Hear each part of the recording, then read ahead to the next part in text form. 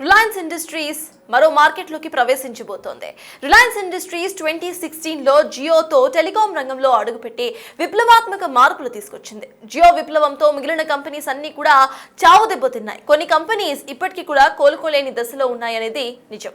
ఇప్పుడు అదే మాదిరిగా రిలయన్స్ ఇండస్ట్రీస్ మరో కొత్త రంగంలోకి అడుగు పెట్టబోతోంది. దేశంలో చాప కింద నీరులా క్యాన్సర్ మహమ్మారి విస్తరిస్తుంది. క్యాన్సర్ కేసులు రోజు రోజుకు పెరిగిపోతున్నాయి. క్యాన్సర్ ఏ దశలో ఉన్నా సరే ఇటు ఏ దశలో ఉందో కూడా తెలియజేసే జెనోమిక్ టెస్ట్ ను అత్యంత చౌకగా సామాన్య ప్రజలకు అందుబాటులోకి తీసుకువచ్చేలా ప్రణాళికలను చేస్తోంది. ఈ రంగంలో ప్రవేశించేందుకు తమ ప్రణాళికలను సైతం ప్రకటించింది. అందరూ ఆశ్చర్యపోయే ధరతో జెనోమిక్ టెస్టులు చేసేందుకు ముందుకు వస్తోంది రిలయన్స్ ఇండస్ట్రీస్.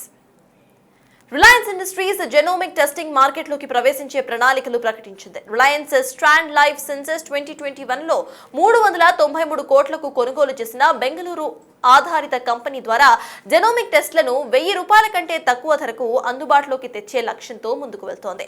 ప్రస్తుతం బేసిక్ జెనోమిక్ టెస్టులు సుమారు 10,000 వరకు పలుకుతున్నాయి.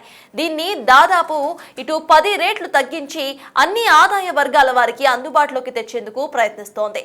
దీన్ని జెనోమిక్స్ లో జియో ఫిక్షన్ అంటూ కూడా వర్తిస్తున్నారు మార్కెట్ ఎనలిస్టులు. 2016లో జియో టెలికాం మార్కెట్ ను ఎలా మార్చిందో అలాగే జెనోమిక్ డయాగ్నోస్టిక్స్ ను కూడా డిస్ట్రెస్ చేయబోతున్నారనేది విశ్లేషిస్తున్నారు.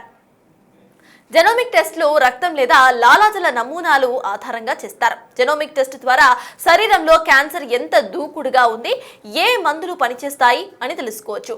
అలాగే అరుదైన వ్యాధులకు కారణం గుర్తించడం, వ్యాధుల రిస్క్ అంటే డయాబెటీస్, గుండెకు సంబంధించిన సమస్యలను ముందుగానే తెలుసుకోవడం, ఇక మందులు శరీరంపై అసలు ఎలా పనిచేస్తాయో వంటివి తెలుసుకోవచ్చు.